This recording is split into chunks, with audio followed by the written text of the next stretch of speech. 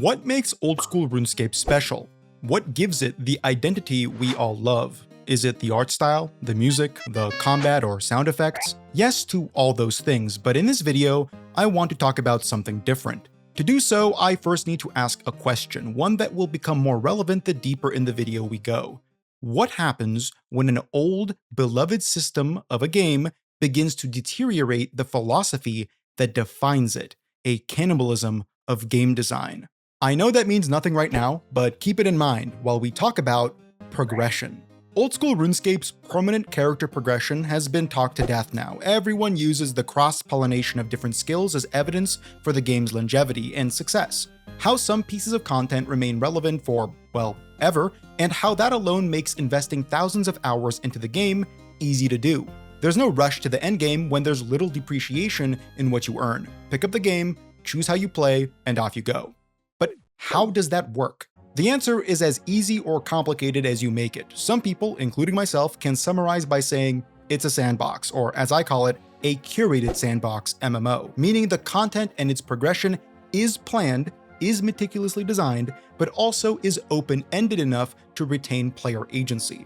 While OSRS being a curated sandbox certainly explains what makes it last, it doesn't explain how it is made to last. What about RuneScape systems can have both satisfying vertical points of progression, new armor, weapons, and so on, while not outmoding those that exist today?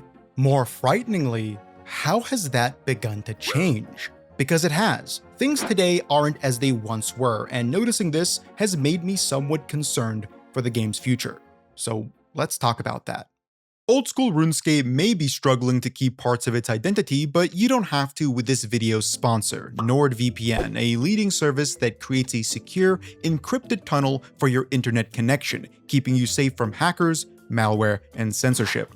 It has become increasingly easier to fall victim to one of the thousands of scams online, from fake shops to obnoxious phishing emails that are doing their best to steal your information. Personally, I'm kind of anxious about that, and seeing NordVPN be responsible for preventing literally tens of millions of these scams from affecting their users who have Threat Protection Pro every month makes me feel better just a little bit. But if you don't care about your information being stolen, well, I can't relate, but NordVPN might be great for you too, as it allows access to your streaming catalog from anywhere. If you're traveling out of the country, you no longer have to settle for not accessing content you are paying for. Best of all, there is a 30-day money-back guarantee, meaning zero risk in trying it out for yourself. If that sounds awesome, and it should, check it out using my link in the description and in the pinned comment. Now let's get back to the video. Put simply, the way old school RuneScape, more accurately RuneScape 2, designed its content since release has been through Powercreep. It's a term that elicits fear from players because more often than not, Powercreep insinuates devaluation. By introducing Powercreep into your game, you run the high risk of devaluing that which it is powercreeping. If a cape with double the stats of the Inferno cape was released as a drop from a mid-game boss, that would devalue the Inferno cape drastically. Why spend weeks learning some of the hardest content in the entire game when you can pummel a new mid-game boss for a few hours and get a better item? While the status of the Inferno cape may continue to be recognized, its purpose ceases to exist. That brings us to the coolest part of old school RuneScape, which is how it handles power creep. This was something I noticed while playing for the first time over a year ago, and something that to this day always impresses me. Things are power crept, yet somehow old school RuneScape managed to not devalue them in the process. How? Let's take a look at Barrows. Released in 2005, it introduced multiple sets of new armor and weapons, better than anything else that came before it. And at that point, it was the endgame of RuneScape, and it dropped the appropriate gear to match that. Better than Rune, better than Dragon. Over time, that changed. With new updates, new bosses, new endgame, Barrows lost its position as endgame content. In half a decade, it became mid-game content. And then, a decade or so later, deep into old school RuneScape's lifecycle, it's now early game content. It has shifted down in its place, but it still has a place. The items are still valuable, the drops are still important, and the content is still done. And that's without flattening the game's power curve overall. RuneScape still power creeps its game. That's the beauty of it. You get the feeling of vertical progression while not devaluing what came before due to the way what came before scooches down in time. It's not far-fetched to say that this is one of RuneScape's greatest successes, and whether acknowledged or not, is a massive part of its identity.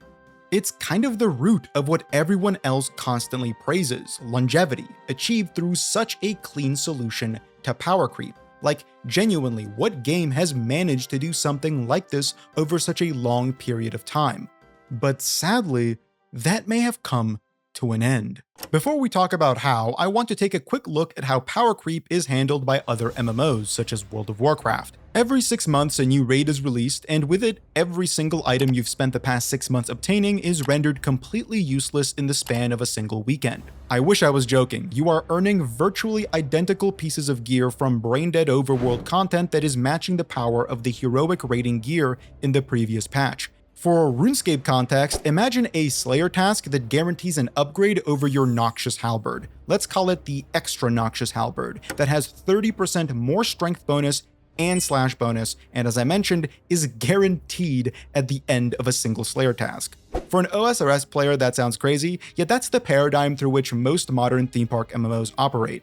Gear is far easier to obtain and therefore becomes replaceable. This allows Blizzard to continue designing linear, vertical power progression, but it comes at the cost of item identity and player time. Speaking as someone who spent over a decade doing the hardest stuff in WoW, it got to the point where nothing I ever earned felt like anything because it was earned with the knowledge that it'd be rendered useless next quarter. It becomes glut, pointless, and explains why the most recognizable items in WoW's history all come from a time when this wasn't as demonstrably the case. People remember the rarest and coolest items from vanilla WoW all the way back in 2004 because they were unique, irreplaceable, and powerful. They remember items from a time when the game was less popular because that's how much impact those items had. Most items in Oldschool Runescape inhabit this ethos. That's what makes them exciting to obtain, even when they aren't huge power increases. The difference between a zombie axe and an abyssal whip is relatively minor, but the devil is in the details. Other MMOs flatten their power curve completely. Games like ESO and Guild Wars 2 don't have much or any vertical progression after a certain point, and to me, that eventually makes them kind of boring to play. After all, isn't the lifeblood of an RPG making your character stronger, better, cooler? Isn't that how we justify killing all kinds of crazy demons and dragons? Neither solution is perfect. That's where RuneScape comes in. Back in 2005, when the Slayer skill first released and the Abyssal Whip was added alongside it, it obviously power crept the game. The most powerful melee item before that was the Dragon Scimitar, and if we are to calculate the difference between the two, we'd notice it's pretty substantial, far more so than most upgrades released today. Thankfully, all of this was balanced by the fact that the whip was harder to obtain. 85 Slayer was a longer grind than any quest, and even then, it still demanded one farm's high-level monsters for enough time to even obtain the drop. Meanwhile, the Scimitar was relatively cheap by comparison. With each new update that introduced a new best item, the expectation of what was required of that item rose. If the Abyssal Whip is to be power crept, which it was in 2010 with the release of the Chaotic Rapier, then that item must be more difficult to obtain and require higher stats to equip, which it did, 80 attack as compared to the 70 of the whip and 60 of the Dragon Scimitar. The progression here feels natural. Every 10 attack levels, you unlock the ability to wear something better. While this was disrupted by the Evolution of Combat update in 2012, 2 years after the release of Dungeoneering that the Chaotic Rapier was originally added alongside, what's fascinating to me is that the Evolution of Combat, in some ways, was a response to the power creep of the game. It was Jagex becoming conscious that this is a finite pool to dip into. Sure, it took 5 years to finally release a weapon that's better than the whip, but if we are to follow the same trend that we have been, it'd only take 10 years to release an item that requires 99 attack to wield? What then? Where do we go from there? As we all know, the Evolution of Combat did not solve any of these issues, but it's worth acknowledging that they are issues worth considering and trying to solve. Jagex had a second chance with the release of Oldschool Runescape, and eventually the new bespoke content that came with it. Zulrah was the first original Oldschool Runescape boss ever released, simultaneously a test and a vision of what the future for the game could be and what the future would be defined by. Zulrah was not only harder than all the content preceding it, it was different. Philosophically, the design of the fight introduced new kinds of mechanics to the game that have never been seen before. Recently, I spoke with Mod Rice, the game designer behind Yama, Perilous Moons, and more. When I asked him about Jagex's boss design philosophy and how it has changed over time, he motioned toward one specific thing. I believe probably if no one had the idea to throw a rock at a tile and deal damage to the player when they were stood on that tile, like that was like the inception of, I think it happens in like My Arm's Big Adventure. Yeah. That was the inception of the shadow on ground mechanic. And if no one had that idea at any point, or no one, you might say, well, it wasn't their idea, they copied it from a different game, probably, maybe, who knows. But if no one had implemented that idea in Old School Runescape, we would still have combat that amounted to nothing more than, okay, I hit you, you hit me, and whoever dies first loses. A rock. Specifically, a falling rock coded by Mod Ash all the way back in 2006, during the creation of My Arm's Big Adventure, a goofy quest that saw the player aid a troll named My Arm as he struggled to learn how to farm. The climax of this quest featured a fight against a level 172 giant rock, a big bird, and in that fight, that rock launches a rock. A ranged attack at the player, which lands at your most recent position. These attacks are completely avoidable and done so by paying attention to the ground. At that time, there were no active telegraphs, meaning an indicator for when the attack will land or when it will be cast. But that incredibly simple thing was revolutionary for RuneScape. And as Mod Rice outlines, it eventually transformed into a simple shadow on the ground, a telegraph, a way to visually communicate when something is about to hit you. Since then, every fight in the game utilizes something akin to this to relay intuitive information to the player. And as the developers became more comfortable with this newfound design philosophy, they began creating more complex and impressive encounters. If you are interested in the full podcast, you can listen to it by becoming a member on this channel, or waiting just a little bit longer for it to become available on my second channel, Theorywise. If you don't already know, this second channel houses my podcast, Fireside, where I bring on creators, developers, and more to discuss all kinds of video games. So if you want to catch up on all the episodes you've missed, feel free to check them out on Theorywise, link in the description. Anyway, Zulrah took this and ran with it. Now you have long-lasting debuffs on the ground in the form of poison clouds that the player can avoid through meticulous planning, forethought, and reaction speed. And hey, Vorkath is much the same way. Except instead of a boulder, it's a ball of fire, and you can actually see where it's about to land. Finally, today, we get complex iterations of this basic concept. The reason I bring all of this up is as justification for Powercreep. That's what Zulrah did. It released a magic and ranged weapon that were the best in the entire game. Also a helmet that was superior to the best in slot melee helmet preceding it. 3 items, 3 points of Powercreep, all obtained through a new endgame encounter that tested players more than just about anything else. The ranged weapon, the Toxic Blowpipe, was horribly overtuned, overpowered to a laughable degree, and that alone caused quite a few issues down the line, but as a proof of concept, Zulrah was sound. It worked. It made for the best encounter in the game up until that point. Retrospectively, it works even better because it slots perfectly into the great achievement of RuneScape that I outlined earlier. A decade later, Zulrah is no longer the endgame boss it once was, and its drops are certainly not the best anymore. Yet, people still do Zulrah. It's a popular destination for just about every Iron Man. In the mid-game. It took a decade, but Zulrah is now firmly a mid-game boss, and its loot, while not the best, is a piece of the puzzle needed to eventually obtain what is best. So Jagex kind of nailed it, right? At this point, Zulrah feels about as RuneScape as anything else from 2007 and earlier, just more polished and engaging. That trend continued with the release of Vorkath and even the first raid, the Chambers of Xeric, which as you can see also has shadows on the ground in the form of these fallen crystals. Meanwhile, Vorkath is being done earlier and earlier in someone's account journey. To jump back to the first raid for a moment, it followed the trend. It launched as endgame content, but one's ability to interact with it has slowly been brought down, with more powerful items slowly being introduced into the game. Unfortunately, that trend has stopped with the release of the Theater of Blood. In 2018, something changed. The second raid was launched much to the praise of all those who did it. To this day, it's considered some of the best content in the game. It's certainly more challenging than the Chambers of Xeric, and it offers a different set of rewards to fit alongside Chambers. New best-in-slot melee weapons, a new best-in-slot mage weapon that's oh so slightly better than what came from Zulrah, an upgrade to the Dragon Defender, and tank armor no one uses. 7 years later, it's mid-game content.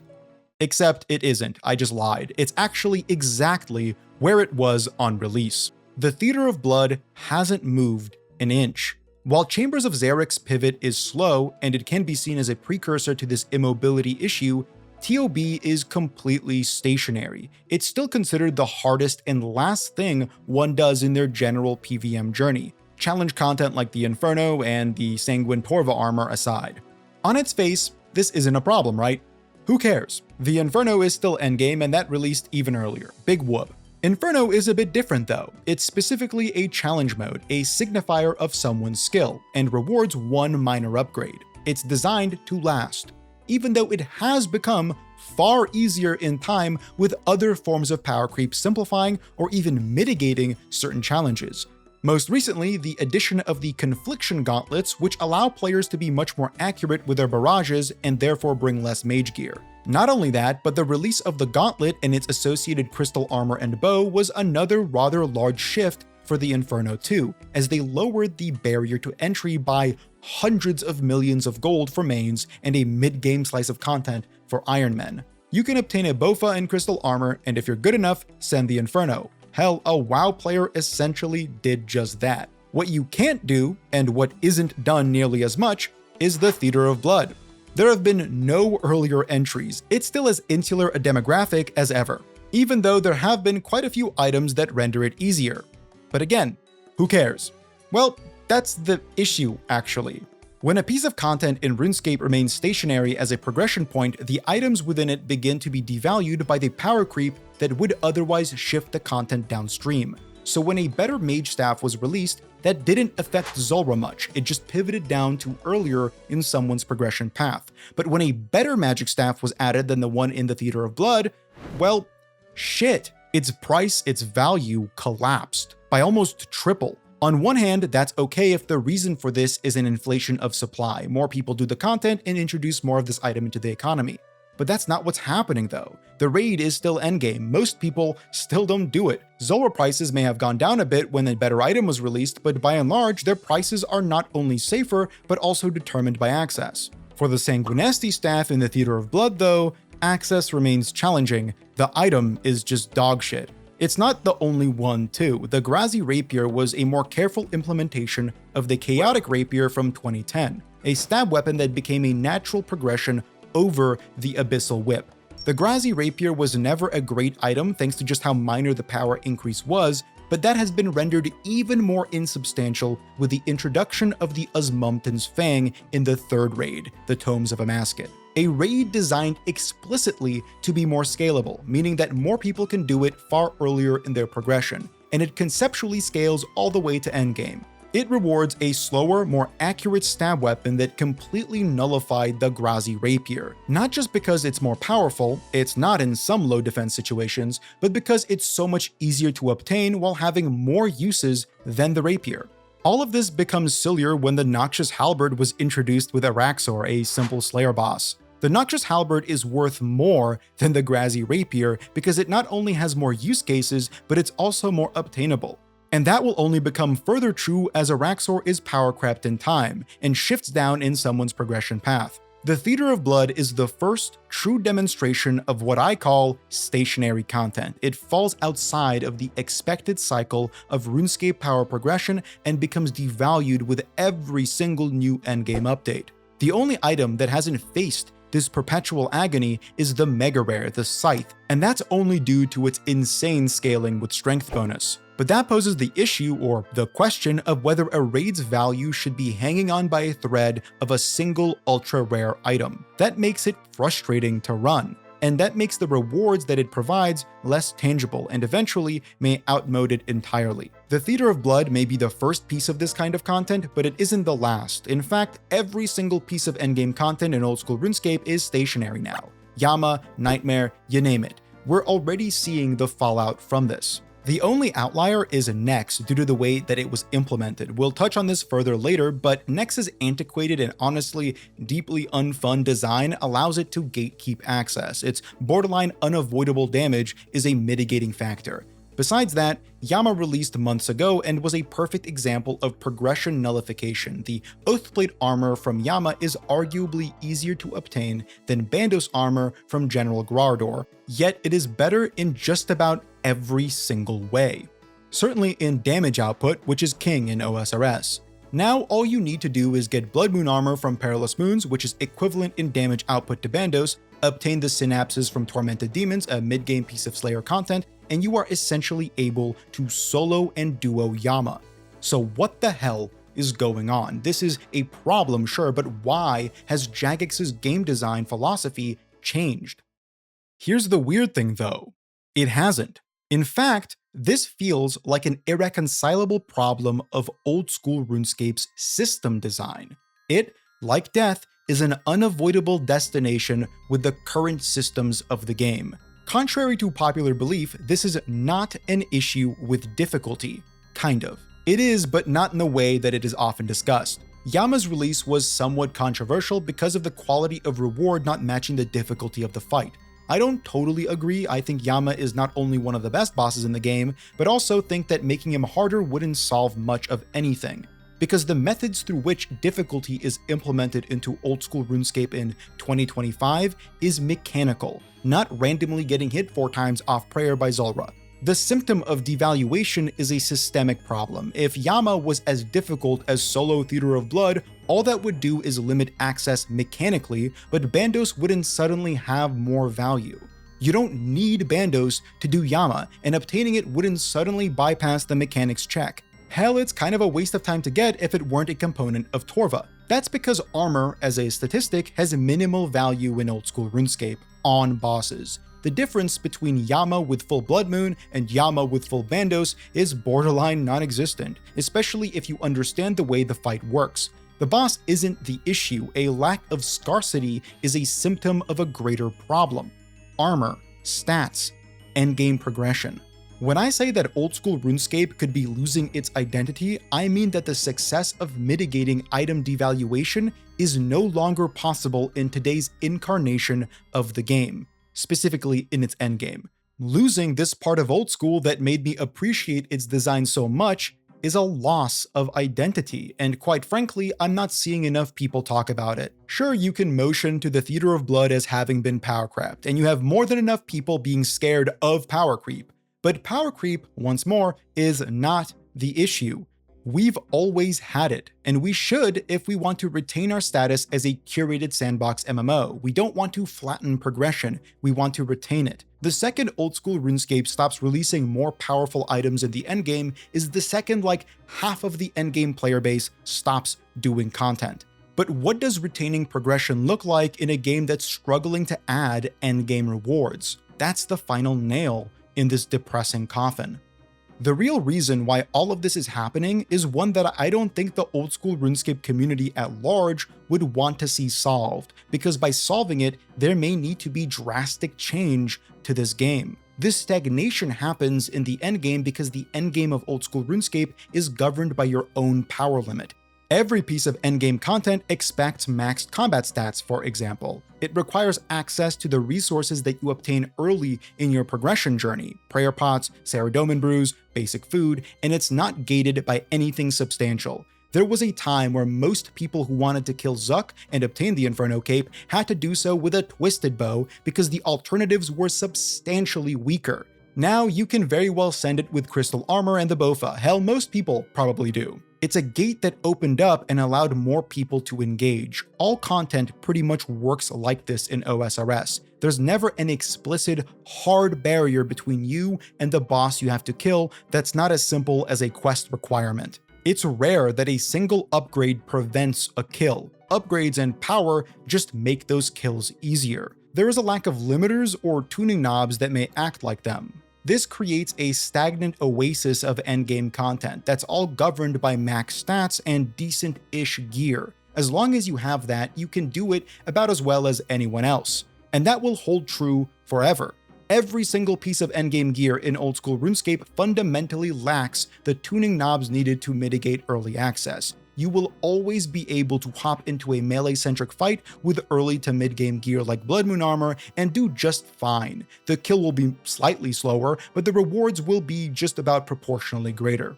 That's beautiful, but also damning in the endgame. The antiquated design left behind by the titular Roc and its eventual Shadow paved the way to where we are today, a world that is governed by skill checks, not stat checks. On its face, that sounds awesome, but in practice, it creates this very issue. When Olm or Zulrah RNG jad you over and over again, it's fucking annoying, but it's also kind of a tuning knob to limit access. You can outplay it, but not entirely. I'm not trying to suggest that we should bring this style of content back. I think the PVM in OSRS would be far worse if more fights like Nex were added, but they undeniably have some utility for being that way. These are now considered antiquated solutions. The community has rallied against chip damage, which is small amounts of damage one takes from praying correctly, for this very same reason, since when something is unavoidable, it can often feel punishing in an unsatisfying way. So modern fights and the design philosophies that define them did away with most of this and replaced them with nothing. What do endgame requirements look like today, and how is the lack of those requirements detrimental to the longevity of that content?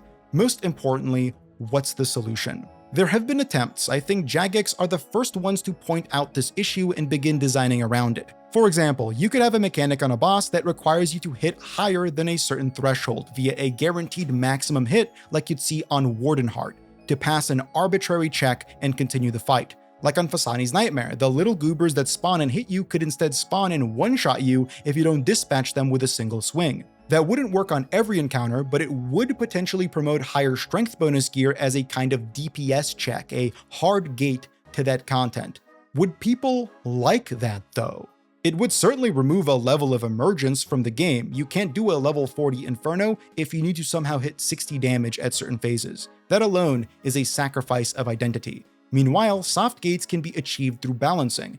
If you have an armor set that greatly increases your slash accuracy, such as Oathblade from Yama, then you can implement content with high enough defense that you need to get that armor to create satisfying, consistent kills. And that could be interesting, but it also poses the threat of requiring huge stat swings in the game's itemization. A 3% bonus to accuracy may not justify or warrant a 100-odd-hour endgame grind to make another 100-odd-hour endgame grind 3% faster. What I'm getting at is that this all boils down to the atomization of stats in Old School, the binary strict itemization that to me has begun to show its age, in a bad way. There simply are too few impactful statistics in RuneScape, especially in the endgame, and that is only becoming more clear with how every piece of endgame content fundamentally can't require completion of other endgame content to do. Most recently, the Doom of Makwahatl boss released, and the best gear against it was all mid-game. Scorching Bow, Elite Void, maybe a Crystal Halberd, or whatever else. Very easy to acquire for a boss that's not only one of the hardest in the game, but also drops inordinately powerful upgrades. The solution isn't to be afraid of power creep, but to adapt to it. RuneScape would not succeed if vertical progression is eliminated, but it's also not succeeding in its implementation of vertical progression at the endgame right now, not to me. For example, there are only 2 archetypes for strength bonus gear in the game, and that creates awkward scenarios where you either have a chest piece that gives 4 or 6 strength bonus. Everything else is kind of irrelevant. Because max hits are king and govern output, maximum hits only being obtained in increments of 4 strength bonus become really difficult to manage. They lack malleability. You either have the max hit, or the item you just equipped is functionally worthless. That doesn't feel good no matter how you spin it, especially when it required like 100 hours to obtain. And the rock, paper, scissors of matching your attack style to the enemy's weakness only takes you so far. At a certain point, we won't just start seeing content get devalued, we'll start seeing content become irrelevant entirely. It would be a cataclysmic failure if in 15 years, Yama is looked at in the same way the Calphite Queen is. That's an extreme example, and I don't think Jagex would do that, but a fear nevertheless. The solution, as I mentioned above, will come in the form of some kind of sacrifice. That sounds dramatic, but I predict Oldschool Runescape and its community will need to have a truly challenging conversation about the future of the game's progression. Whether it's in a year or 5, it'll happen. The solution may manifest as a growing demand for an itemization rebalance, a rework of stats in the game. What does that look like? Does armor now operate on a breakpoint system where at certain increments you receive a flat damage negation which allows Jagex to implement more guaranteed damage in the endgame encounters that is mitigated through equally endgame armor? Are combat stats given more malleability, such as strength bonuses now not being determined by increments of 4, but rather operating through a percent chance system, where every strength bonus gives you a 25% chance of exceeding your maximum hit, culminating in that 4 strength breakpoint that guarantees it? Or is it something even greater, like entirely new stats or even mechanics that would add more depth to the reward space in Old School? Instead of being limited to adding slight incremental increases to strength bonus with every new 4 or 5 tick weapon introduced into the game, what if there were ways to make slower weapons more useful through an introduction of entirely bespoke mechanics associated with them? What if you were guaranteed to hit twice as hard against enemies below a certain threshold if you used a weapon that was 6 ticks or slower?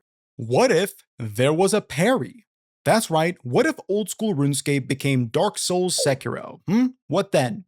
What you gonna do about it? Cry? Shit your pants? What I'm trying to get at is that Old School RuneScape operates in the strict heterodoxy of its 2007 systems. We may have advanced in our design philosophy, but what surrounds those philosophies are the very same systems that existed way back then. And now we go back to that very first question I posed in this video. What happens when that adherence to the past leads us down a road that no longer resembles the past? 2007 saw the game's updates operate through the kind of mitigated power creep I outlined earlier in the video. New endgame content was added, and current endgame content slightly pivoted downstream. Relevancy was retained, but its position changed. That still occurred in OSRS's first endgame updates, but eventually we hit a hard limit of statistics and levels. Max combat and minimal content gating has bred an environment where the newest endgame boss runs the risk of outmoding existing endgame bosses that fit similar niches. We don't have huge power swings like World of Warcraft that devalue existing content with new content. Those old yet lovable systems in RuneScape that many players grew up with have paved the way to the most satisfying MMO progression on Earth, in my humble opinion. But they aren't flawless, and maybe, just maybe, we can start to separate the system from its ethos. What's great about itemization in Old School is not that there's a stab, slash, and crush bonus, but how those things have been implemented. That is a philosophy, not a direct system. The system can change, but the philosophy needs to remain.